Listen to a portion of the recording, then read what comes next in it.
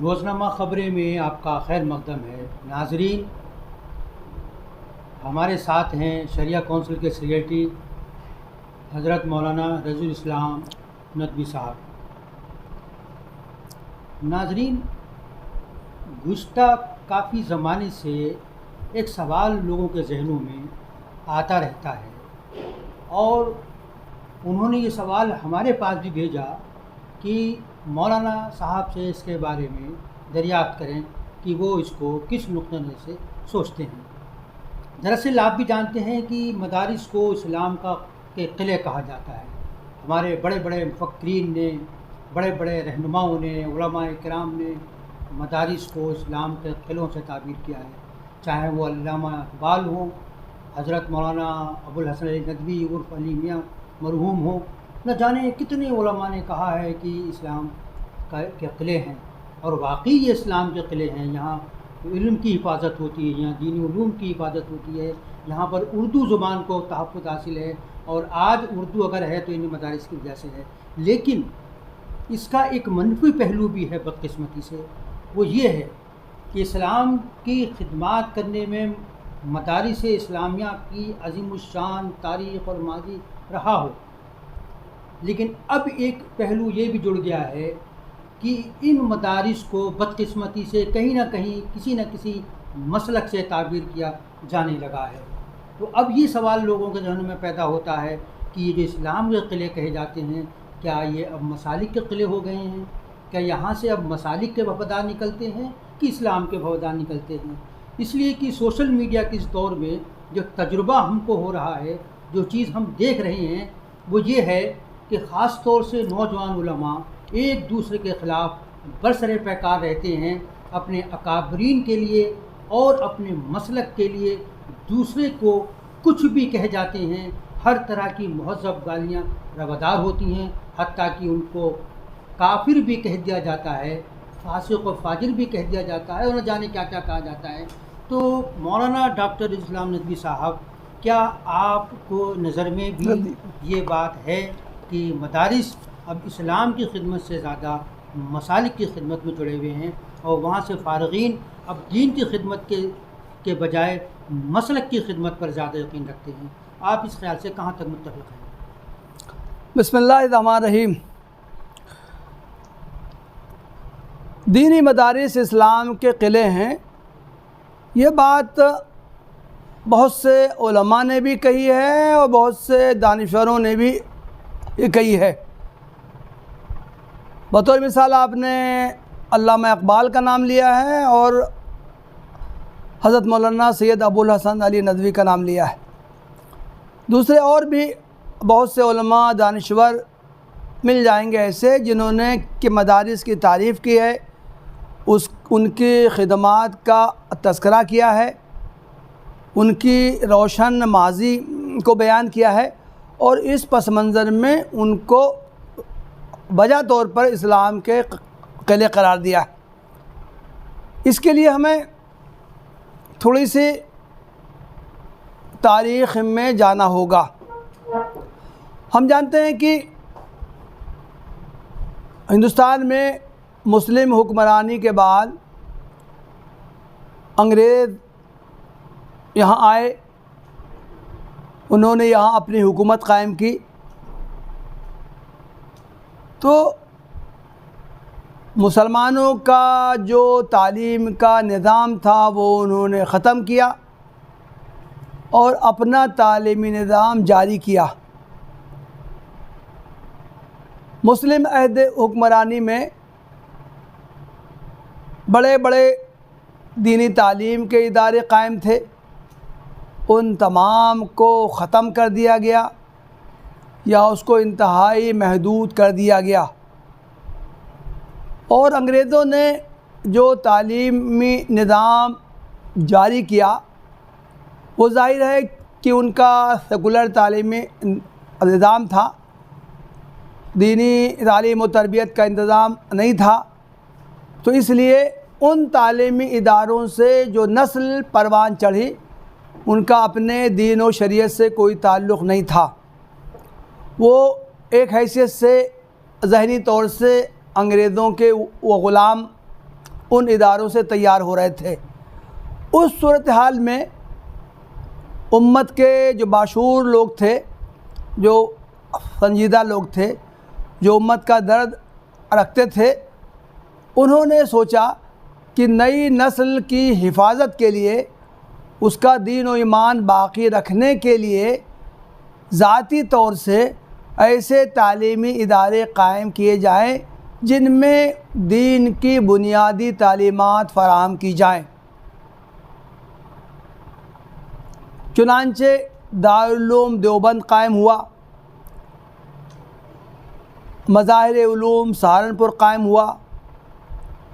اسی زمانے میں جنوبی ہند میں کچھ مدرسے جو قائم ہوئے، بڑے بڑے مدارس۔ بعد میں دارالعلوم ندوۃ العلماء قائم ہوا۔ اس کے بعد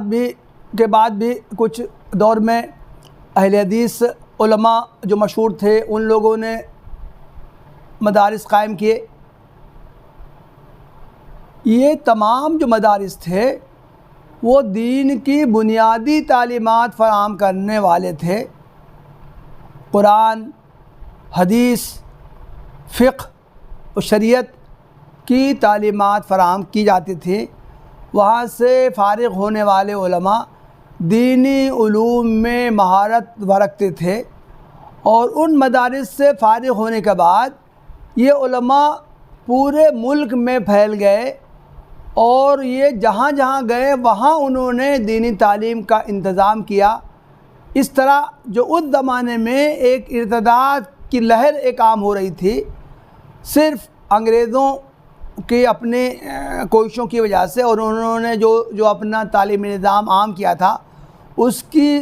وجہ سے جو نسل جو پروان چڑھ رہی تھی، جس کا کہ دین و شریعت سے کوئی تعلق نہیں سامنے آ رہا تھا، تو ان علماء کی کوششوں کے نتیجے میں انہوں نے ملک کے چپے چپے میں دینی تعلیم کا انتظام کیا، چھوٹے بڑے مکاتب قائم کیے، اور اسی طرح مدارس کا جو جال بچھایا، اس کے نتیجے میں جو امت کی جو نئی نسل تھی اس کا دین و ایمان محفوظ ہوا۔ اس پس منظر میں دینی مدارس کو اسلام کے قلعے قرار دیا گیا ہے، اور یہ بات ان مدارس کے بارے میں صحیح بھی تھی، اس لیے کہ قلعے کا مطلب تو یہ ہوتا ہے کہ قلعے کا لفظ آتے ہی حفاظت کی بات ذہن میں آتی، تو گویا کہ جس طرح کوئی قلعہ حکمرانوں کا یا وہ عوام کی حفاظت کا ایک بہت بڑا ذریعہ ہوتا ہے، دشمن کی فوج حملہ آور ہوتی ہے تو وہ قلعے کے باہر ہی وہ رہ جاتی ہے، تو ٹھیک اسی طرح جب مدارس کو دین کے قلعے قرار دیا گیا تھا، تو اس وقت واقعی یہ مدارس یہ خدمت انجام دیتے تھے کہ عام مسلمانوں کی دینی و شرعی رہنمائی، اور عام مسلمان جو تھے ان کی جو نئی نسل تھی ان کے دین و ایمان کی حفاظت۔ لیکن ہم اس تاریخ کا 150-200 سال کی تاریخ پر ہم نظر ڈالیں اور یہ بعد کے زمانے کو دیکھیں، تو ایک افسوسناک صورتحال یہ سامنے آتی ہے، جس کی طرف آپ نے بھی اشارہ کیا ہے، کہ یہ مدارس اب دین کے قلعے بننے کے بجائے یہ اپنے مسالک کے قلعے بن گئے۔ فلاں جو مدرسے ہیں وہ فقہ حنفی کے مدارس ہیں، فلاں مدرسے اہل حدیث مکتب فکر کے ہیں، فلاں مدرسے بریلوی مکتب فکر کے ہیں، تو گویا کہ مدارس کی پہچان اپنے مسالک کے اعتبار سے ہو گئی۔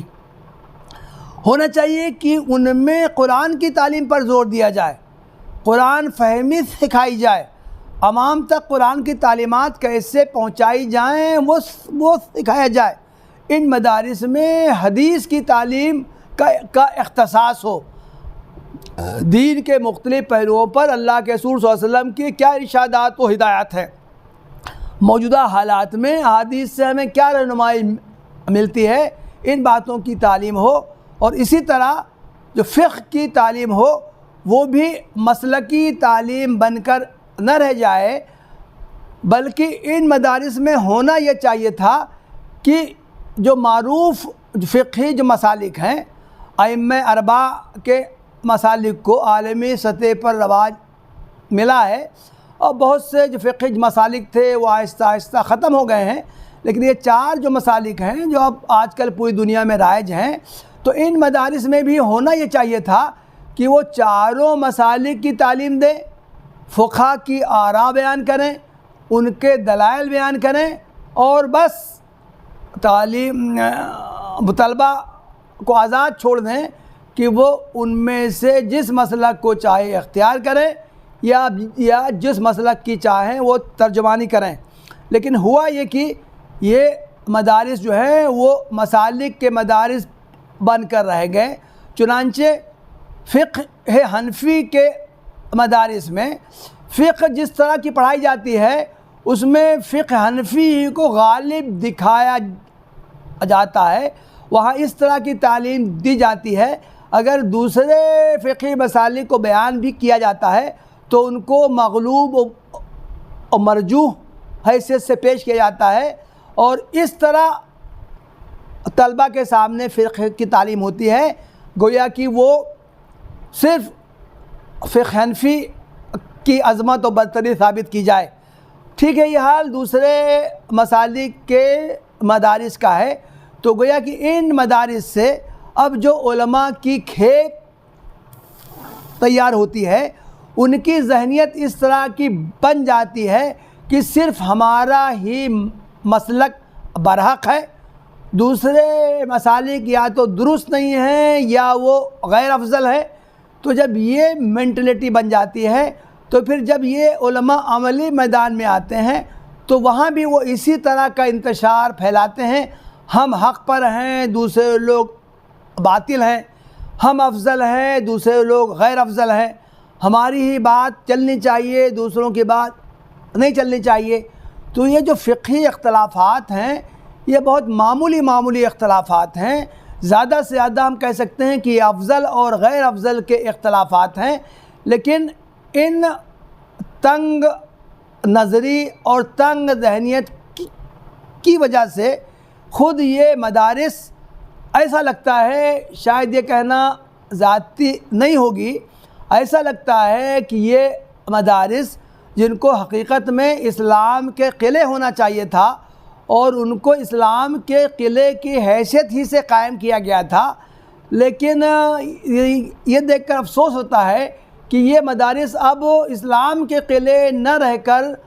اپنے مسالک کے قلعے ہو گئے ہیں، اور تو گویا ان کے ذریعے اپنے مسالک کے تحفظ کی بات کی جاتی ہے، اور ان مدارس سے علماء جو فارغ ہوتے ہیں وہ جب عملی زندگی میں پہنچتے ہیں تو وہاں بھی وہ اپنے فقہی مسلک کو برتر ثابت کرنے میں لگے ہوتے ہیں۔ اس کی وجہ سے عام سماج میں، مسلم سماج میں انتشار کی ایک کیفیت سامنے آتی ہے۔ تو ہونا یہ چاہیے، مطلوب یہ ہے ان مدارس کے ذمہ داران جو ہیں ان کو اس پہلو کی طرف توجہ دینی چاہیے کہ ان دینی مدارس کا جو مقصد قیام تھا وہ مستحضر رکھیں۔ مدارس کا قیام مسالک کی تبلیغ اور مسالک کے استحکام کے لیے نہیں تھا، بلکہ دین کی بنیادی تعلیمات پیش کرنے کے لیے، نئی نسل کے دین و ایمان کی حفاظت کے لیے قائم کیا گیا تھا۔ تو ان مدارس کے ذمہ داروں کو اسی کی طرف رجوع کرنا چاہیے اور ان کی وہی حیثیت دینی چاہیے۔ علامہ حضرت ڈاکٹر رضی الاسلام ندوی صاحب نے مدارس کی موجودہ کیفیت، ان کی موجودہ روش کے حوالے سے بہت ہی درد دل کے ساتھ جو باتیں بیان کی ہیں، ہمیں یقین ہے کہ آپ بھی کہیں نہ کہیں ان سے متفق ہوں گے، اور ہم یہ امید کریں گے کہ مدارس کے جو ذمہ دار ہیں، جو ارباب مدارس ہیں، وہ یقیناً اس تشویشناک صورتحال کو سمجھنے کی کوشش کریں گے اور مدارس کو پھر وہی اسلام کے قلعے کی حیثیت حاصل ہوگی جو اس کا شاندار ماضی رہا ہے۔ ہمیں امید ہے کہ آپ کو آج یہ گفتگو ضرور پسند آئے گی۔ آج کے لیے بس اتنا ہی۔